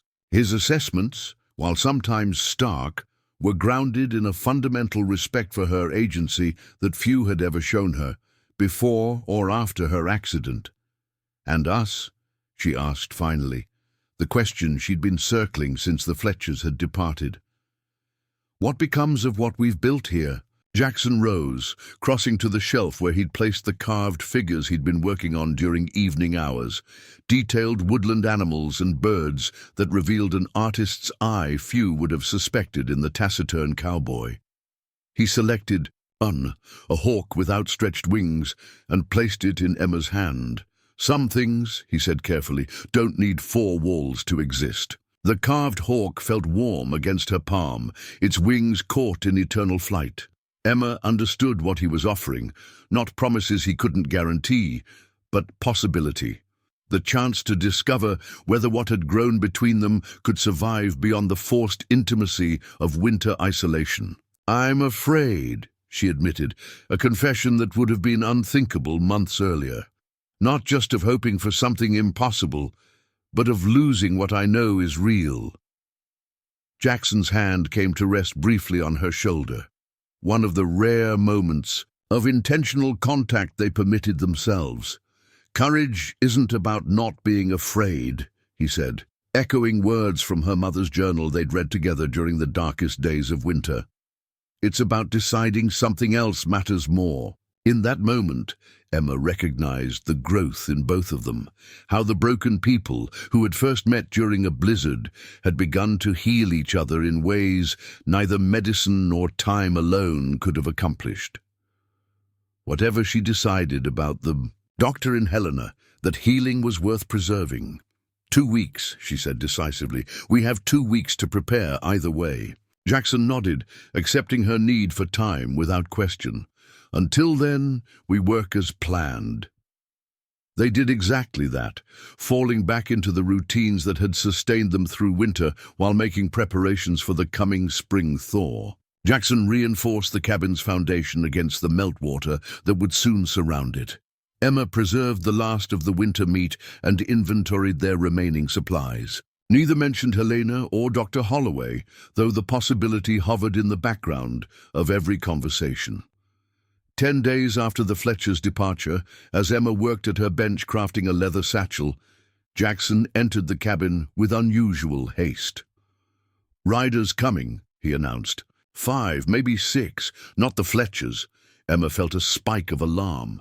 Visitors were rare enough in these remote mountains, but a group that size suggested purpose rather than chance. "Raiders?" Jackson shook his head, already reaching for his rifle. "Don't think so. Moving too openly, but best to be cautious." He helped Emma position her chair near the window, where she could see the approaching party while remaining hidden behind the curtain. Through the glass, she watched 6 riders emerge from the tree line, men in heavy coats, their horses moving with the deliberate pace of animals conserving strength for a long journey. As they drew closer, Emma gasped in recognition. "It's Uncle William's Foreman Davis," she said, identifying the lead rider, "and those are ranch hands from the Sullivan property." Jackson's posture remained vigilant, years of frontier caution not easily dismissed. What would bring them here now? The answer became clear as the riders approached the cabin and dismounted. Davis, a barrel-chested man with a perpetually sunburned face, removed his hat as he stepped toward the porch. "Miss Sullivan," he called, his voice carrying across the clearing, "we've come from Helena with news. Might we approach?" Emma exchanged a glance with Jackson, who positioned himself at the door, rifle visible but not aimed. He nodded once, and Emma called out, "You may approach, Mr. Davis, you and one other. The rest can water their horses at the stream." Davis complied, bringing only the oldest of the hands, Simmons, a man who had worked for Emma's father years before. They entered the cabin with the careful deference of men accustomed to removing hats in the presence of a woman, though their eyes widened at the sight of the adaptations Jackson had made to accommodate Emma's condition. "Ma'am," Davis began, twisting his hat nervously in his hands, "we came as soon as the passes cleared enough for riding. Wasn't sure you'd still be. That is, we feared the worst when your uncle returned alone. As you can see, Mr. Davis, I've survived," Emma replied evenly. "No thanks to my uncle's arrangements." Davis had the grace to look ashamed. "He wasn't in his right mind toward the end, Miss Sullivan. The fever took him quick, but before he passed, he set things right in his will." He reached into his coat, withdrawing an official-looking document. "The Sullivan Ranch is yours now, ma'am. All 800 acres, the house, livestock, everything. Mr. William was specific, said it was always meant to be yours after your father passed."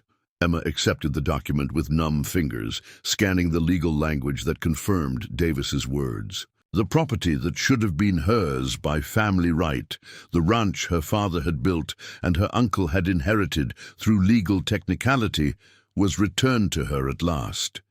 Yet the victory felt hollow, coming months after she'd been abandoned. "To die, there's more," Simmons added, speaking for the first time. "Bank in Helena's been holding your father's mining shares. Turns out that worthless claim he died working has produced after all.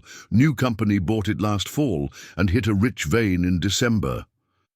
He named a figure that made Emma's breath catch. "You're a wealthy woman, Miss Sullivan. One of the wealthiest." In the territory now. The irony wasn't lost on Emma, that fortune had found her only after she'd learned to live without it, that security arrived only after she'd discovered her own strength. She glanced at Jackson, finding his expression carefully neutral, though the slight tension in his jaw revealed his understanding of how dramatically their circumstances had just changed. "The hands are ready to escort you back to Helena whenever." "You're able to travel, ma'am," Davis continued. "Dr. Holloway's already been consulted about your condition. He's preparing a treatment regimen, and the house is being modified for your needs until you recover." The presumption that she would naturally return to claim her inheritance, that she would want to insert herself back into Helena society, hung in the air. Once, such assumptions would have been correct. Now, after months in this cabin with Jackson, after discovering capability within disability and connection within isolation, Emma wasn't so certain. "I need time to consider," she said firmly.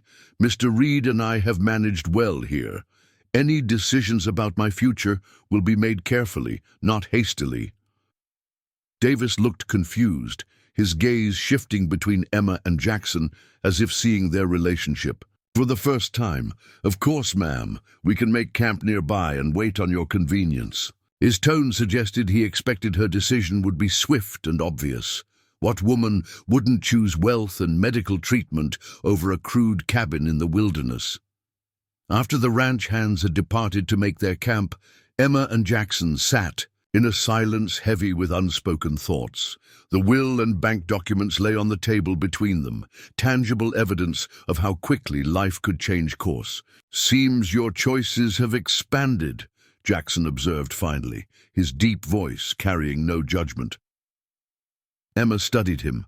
This man who had saved her life, then helped her rebuild it, asking nothing in return but the opportunity to heal alongside her.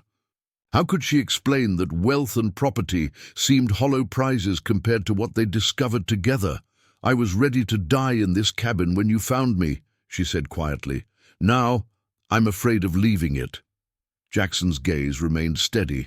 On hers, "Some birds aren't meant for cages, even golden ones. And some bonds aren't meant to be broken, even by circumstance," she countered. Outside, the late afternoon sun gleamed on melting snow, creating tiny prisms of light across the clearing. Inside, two people who had expected nothing from life but isolation and struggle found themselves facing an unexpected abundance of choices, and the fear that accompanies possibility after long deprivation. "Whatever you decide," Jackson said finally, "I won't be far unless you want me to be." In those simple words, Emma found the courage she needed. Not a demand or expectation, but a promise of presence that left her free to choose her own path. It was, perhaps, the greatest gift anyone had ever offered her, to be seen as whole and capable of her own decisions, regardless of what her legs could or couldn't do. "Then I think," she said slowly, "it's time we both return to the world, not as we left it, but as we've become." The cabin that had been their refuge through the Montana winter would soon stand empty, waiting for whatever future they might create. But the bonds forged within its walls through shared struggle, mutual respect, and growing affection would travel with them, stronger than wealth or circumstance, more enduring than the changing seasons. Helena. Montana had changed. In the months since Emma Sullivan had last seen it, the small frontier town was expanding rapidly, wooden structures giving way to more permanent brick and stone buildings along the main thoroughfare. New businesses had sprouted with the arrival of the railroad surveyors, a photographer's studio, a millinery shop, even a small bookstore that caught Emma's eye as their wagon rolled down the dusty street. "Town's growing," Jackson observed from beside her on the wagon seat. He had insisted on driving Emma himself, rather than allowing Davis and the ranch hands to escort her, a quiet assertion of his place in her life that hadn't gone unnoticed. "By the Sullivan employees. Almost unrecognizable," Emma agreed, taking in the bustling activity that felt overwhelming after months of isolation. She gripped the hand-carved hawk Jackson had given her. its solid presence in her palm providing an anchor amid the sensory onslaught of town life. The Sullivan Ranch house appeared on the horizon, a substantial two-story structure built by her father during the early silver boom. Emma had grown up in these rooms, learned to ride in these fields, nursed both parents through their final illnesses beneath this roof. The familiar sight brought unexpected tears to her eyes, a physical reaction to the collision of her past with her present. "We don't have to stay," Jackson said quietly, correctly reading her emotional response. "The Fletcher place is still available." Emma touched his arm briefly, one of the small intimacies they had begun to allow themselves. "This is where we need to be," she said with certainty, "for the treatment and for what comes after." What came after remained unspoken but understood between them. If Dr. Holloway's treatments proved successful, Emma would need time and space to rebuild her strength. If they failed, the Sullivan Ranch offered resources to create a life that accommodated her disability far beyond what their cabin could provide. Either way, this property represented not just her inheritance, but the foundation for whatever future they chose to build. Davis and the ranch hands had ridden ahead, and as the wagon approached the main house, Emma saw evidence of hasty preparations. Freshly swept steps, windows gleaming in the spring sunshine, smoke rising from the kitchen chimney. Her return had clearly been anticipated with more confidence than she had expressed. Most striking was the wooden ramp that now extended from the front porch to the ground, a thoughtful accommodation for her wheelchair that spoke of genuine care rather than mere duty.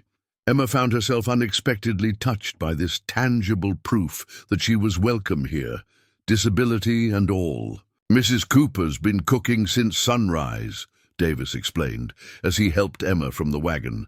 "Said she wouldn't have you coming home to a cold house and empty table." The mention of Mrs. Cooper, the housekeeper who had helped raise Emma after her mother's death, brought another wave of emotion. These connections to her former life had seemed severed forever when Uncle William abandoned her in that remote cabin. Their restoration felt like a miracle she hadn't dared to hope for. Inside, the house had been subtly modified during her absence. Doorways had been widened to accommodate her wheelchair. Rugs had been secured flat against hardwood floors to prevent catching on wheels. A system of ropes and pulleys, clearly inspired by Jackson's innovations at the cabin, had been installed to help her access higher shelves and cupboards. "The doctor sent instructions," Davis explained, noting her surprise at these adaptations. "Said proper living arrangements were essential to your recovery, whether the treatment succeed or not." The mention of Dr. Holloway brought a hush to the conversation. Emma's appointment was scheduled for the following morning, her first assessment, with the physician who might restore what she had learned to live without. The possibility hung in the air like the scent of Mrs. Cooper's baking, sweet but almost too rich after months of deprivation. Jackson moved quietly through the house, his frontier instincts evident in the way he assessed exits and sightlines.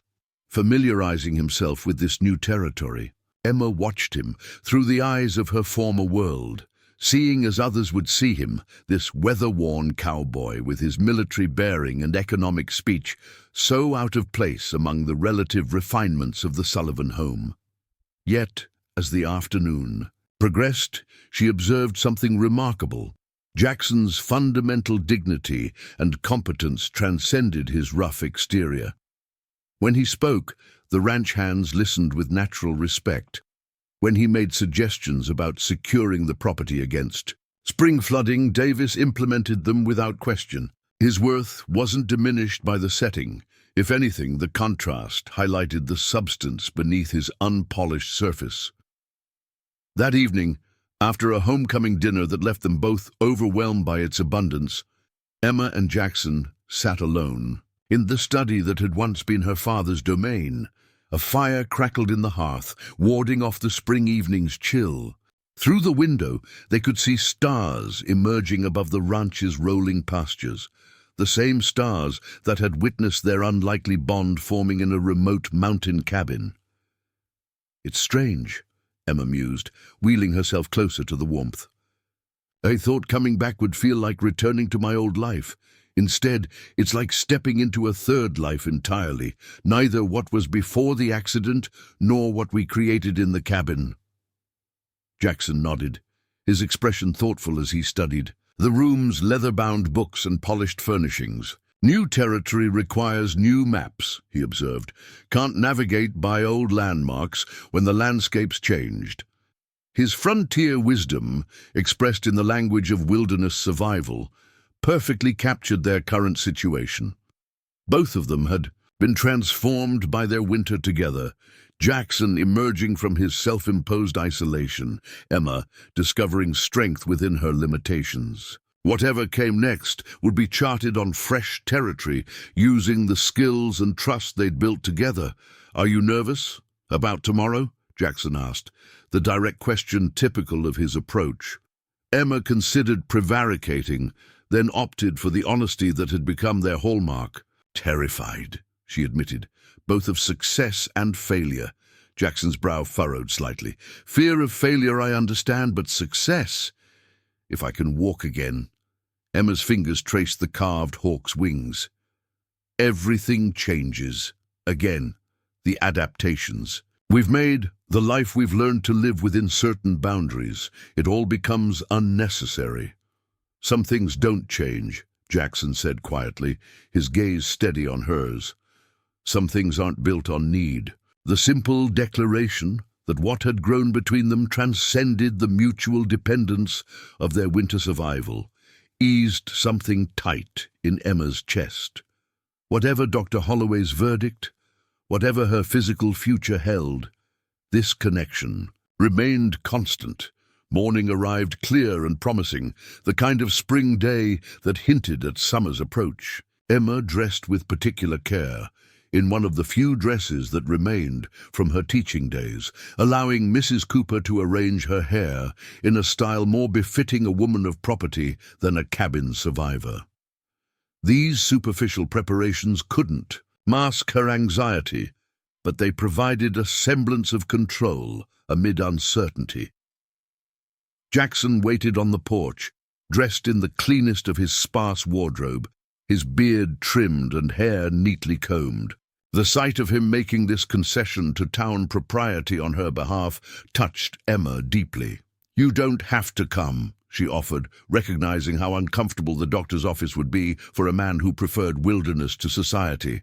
"I know," he replied simply, helping her into the wagon with practiced ease. Dr. Holloway's office occupied the ground floor of Helena's newest brick building, its waiting room filled with patients from throughout the territory. Emma felt their curious gazes as Jackson wheeled her inside, speculation evident in their expressions as they observed the unlikely pair.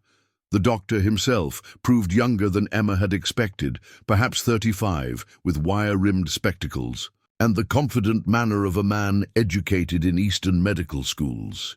He greeted Emma with professional courtesy, showing no surprise at Jackson's protective presence during the examination. "Miss Sullivan," he began, reviewing notes that had clearly been provided by William's physician. "Your injury occurred approximately 7 months ago, correct? A fall from horseback?" Emma confirmed the details as Dr. Holloway conducted a thorough examination, testing sensation and movement in her useless legs with an array of instruments both familiar and foreign. His expression revealed nothing as he worked, making notations in a leather-bound journal between assessments. "I've had some success with similar cases," he said finally, setting aside his instruments.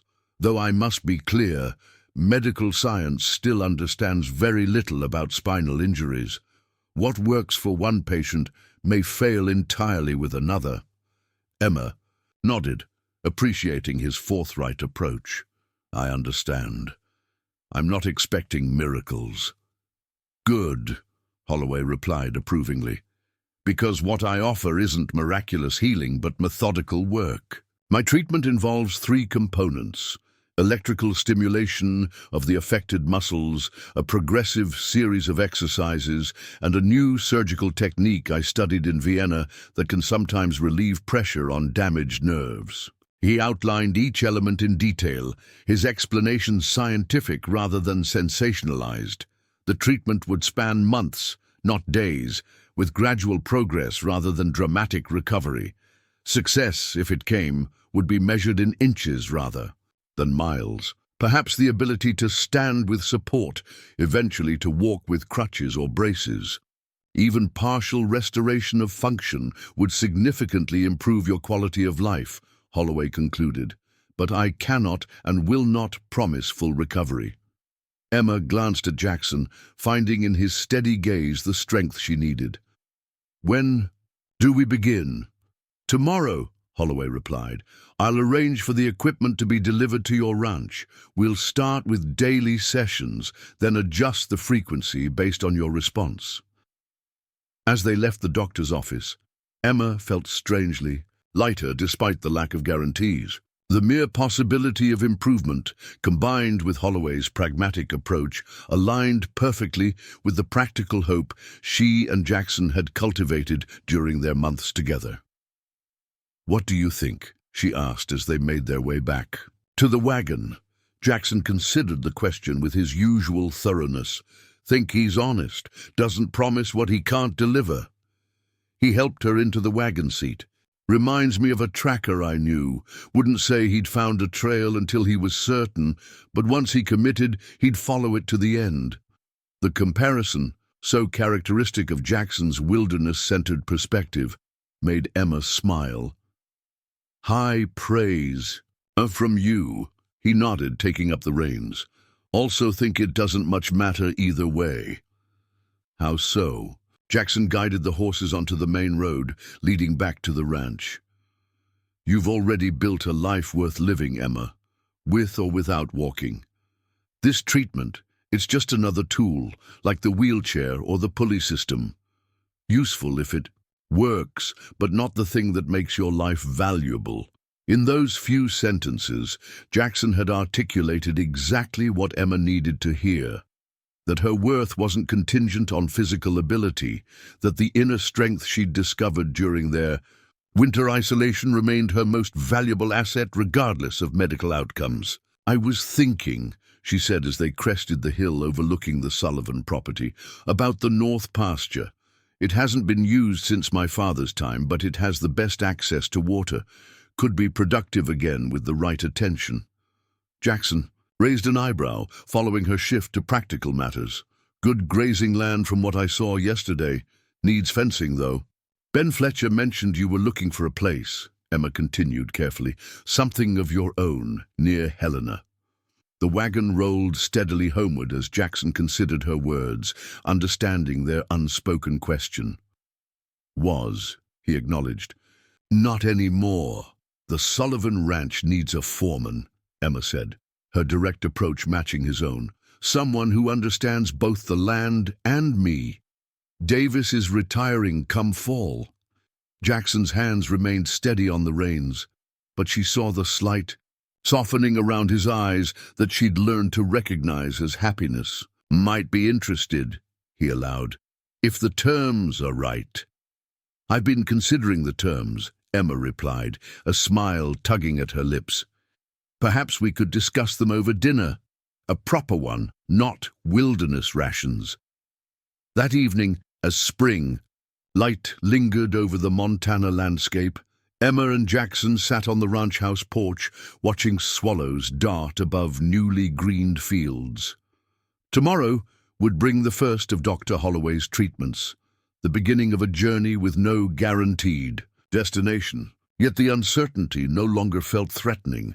"A year ago," Emma mused, "I couldn't have imagined any of this." Jackson nodded, his gaze on the distant mountains where their story had begun. "Life has unexpected trails and unexpected guides," she added softly, her hand finding his in the gathering twilight. The touch was simple but profound, a physical acknowledgement of the bond that had transformed two broken souls during a Montana winter. Whatever came next Whether Emma walked again or remained in her wheelchair, whether the Sullivan Ranch prospered or faced challenges, they would face it together, their strength drawn not from perfect circumstances, but from perfect understanding. As darkness settled over the land they would now shape together, Emma Sullivan and Jackson Reed sat in companionable silence, watching stars appear in a sky that stretched endlessly with possibility. The abandoned cabin in the mountains stood empty now, but the life it had nurtured continued to grow, transplanted to fertile new ground, stronger for having been forged in winter's crucible. "I think," Emma said at last, "this is just the beginning." Jackson's hand tightened around hers, his rare smile visible in the last light of day. "Think you're right." And in that simple exchange lay all the promise of seasons yet to come, a future neither had dared to hope for, built by two people who had found in each other not just survival, but renewal. The Sullivan Ranch bustled with activity as spring once again painted the Montana landscape with fresh color. Workers strung new fencing along the north pasture, while a wagon loaded with lumber rumbled toward the expanding barn. The property had transformed over the past year, flourishing under careful management and renewed purpose. In the ranch house kitchen, Mrs. Cooper pulled a freshly baked apple pie from the oven, setting it on the windowsill to cool. Through the open window, she could see Emma in the garden, bent over a row of new plantings, the morning sun glinting off her chestnut hair. Beside her stood a wooden walking frame, one of Jackson's many creations, within easy reach should she need. "That woman," Mrs. Cooper muttered with affectionate exasperation, pushing herself as always. The past year had brought changes no one could have predicted. Dr. Holloway's treatments had produced neither miracle nor failure, but something in between, gradual, hard-won progress that mirrored Emma and Jackson's practical approach to life itself. The electrical therapies had restored partial sensation to Emma's legs, while the exercises had rebuilt muscle that atrophy had claimed. The surgery, performed during the winter months, had relieved compression on her damaged spine, creating space for healing that nature alone could not have provided. Now, on good days, Emma could stand with support.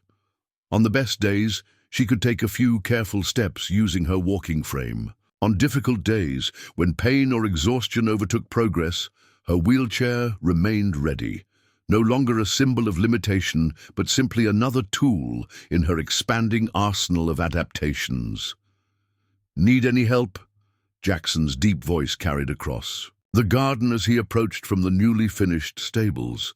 His frame remained lean and strong, but the past year had softened something in his bearing. The perpetual wariness that had once marked him had given way to watchful contentment, a man no longer expecting attack from every quarter, but still mindful of protecting what he valued. Emma straightened, wiping soil from her hands. "Just finished. The herb garden is finally planted." She gestured to the neat rows, where tiny green shoots had begun to emerge. "Your mother's medicinal recipes will have proper ingredients now." Jackson nodded, pleased by the reference to the journal of herbal remedies they'd discovered among his few possessions, his mother's careful handwriting preserving generations of frontier medicine. Emma had taken particular interest in these natural treatments, supplementing Dr. Holloway's scientific approach with older wisdom during her recovery. "Mails arrived," he said, producing several envelopes from his pocket. "Letter from that school." Bored in Helena, Emma's eyes brightened as she reached for the envelope. The year of recovery had given her time to reconsider her future, to imagine new ways her teaching skills might serve the growing communities around them. The correspondence course she'd developed for homestead children too remote to attend school had already drawn attention from education officials in the territory. "They're accepting my proposal," she announced after scanning the contents. The Territory Education Board will fund the program for 50 students to start, with materials and books supplied through my curriculum.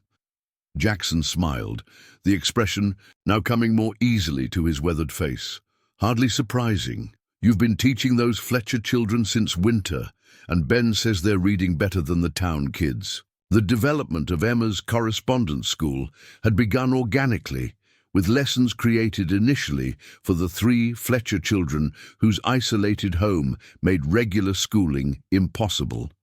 Word had spread among remote homesteads, and soon Emma found herself designing comprehensive learning packets for children throughout the region, adapting traditional classroom methods for distance education. This means we'll need to convert the East Wing for the printing and distribution, Emma continued, her mind already racing with possibilities. And hire someone to help manage the mailings. Davis's daughter might suit, Jackson suggested. She has good penmanship and could use the work since her husband took ill. Their easy collaboration, this natural blending of purposes and plans, had become the foundation of their shared life. The Sullivan Ranch operated under Jackson's capable management, while Emma had created educational opportunities that reached beyond physical limitations, her own or others. Together they had built something neither could have achieved alone. There's another letter, Jackson added, his tone shifting slightly as he handed her a second envelope. From Helena again, but not the school board. Emma recognized the lawyer's letterhead immediately. The railroad purchase offer? Jackson nodded, watching her face carefully. The railroad's planned expansion had reached their boundary months ago, with surveyors identifying a crucial pass through Sullivan land that would save miles of track laying compared to alternate routes. Their initial offer for a right-of-way had been substantial. This follow-up likely contained an increased figure designed to overcome any resistance. Whatever they're offering, we should consider it carefully, Emma said, tucking the unopened envelope into her pocket. That money could fund the school program independently if the territory support proves unreliable. Your decision, Jackson reminded her. Your land. Emma shook her head firmly. Our home, our future, she corrected. We'll decide together. As always, the distinction was important to both of them.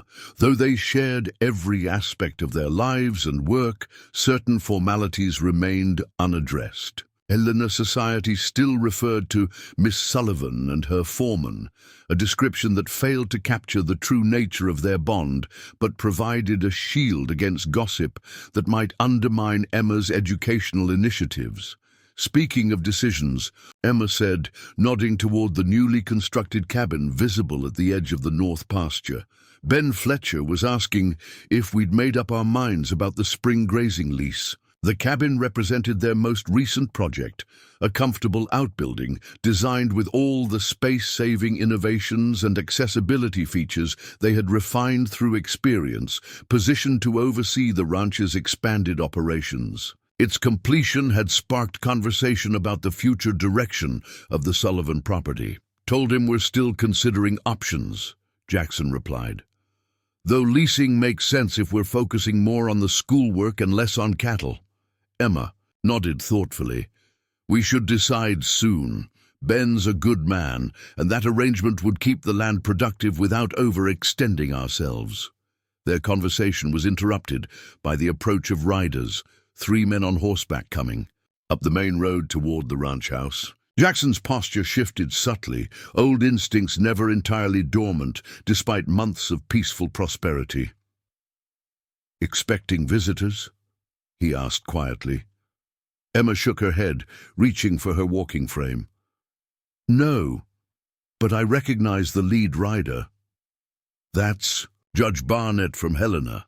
They made their way toward the house together, Emma moving with the practiced efficiency she had developed, using the frame when she could, accepting Jackson's supportive arm when needed. By the time they reached the front porch, Mrs. Cooper had already welcomed the visitors and was arranging refreshments in the parlor.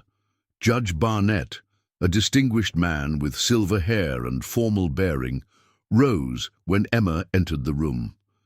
"Miss Sullivan," he greeted her, his eyes briefly registering the walking frame before meeting her gaze with professional courtesy. "Thank you for receiving us without notice. Allow me to introduce Mr. Whitfield from the Territorial Governor's Office and Dr. Phillips from the new medical college in Denver." Emma exchanged pleasantries with the visitors, while Jackson remained near the doorway, his quiet presence a reassuring constant. After preliminary conversation, Judge Barnett addressed the purpose of their visit. "The Territory is establishing a commission to improve services for disabled citizens," he explained. "Your correspondence school program has come to our attention as an innovative approach to education that serves those who cannot access traditional schooling, whether due to distance or physical limitation." Dr. Phillips leaned forward earnestly. "What you've accomplished here, Miss Sullivan, both your personal recovery and your educational initiatives, represents exactly the kind of innovative thinking we hope to encourage throughout the Western Territories. We'd like to offer you a position on the commission," Mr. Whitfield added. "Your perspective as both an educator and someone who has overcome significant obstacles would be invaluable." Emma felt momentarily overwhelmed by the unexpected offer. A year ago, she had been preparing to die alone in an isolated cabin, abandoned as worthless by her own family. Now territorial officials were seeking her expertise in shaping policy that would affect countless lives. She glanced at Jackson, finding, in his steady gaze, the calm assurance that had sustained her through months of painful recovery and uncertain progress. His slight nod communicated everything she needed to know, that he believed in her capabilities, that whatever she chose would not threaten what they had built together, that some trails were worth exploring even if the destination remained unclear. "I'm honored by your confidence," Emma said, turning back to her visitors. "While I would need to know more about the commitment involved, I'm certainly interested in discussing how my experience might be of service."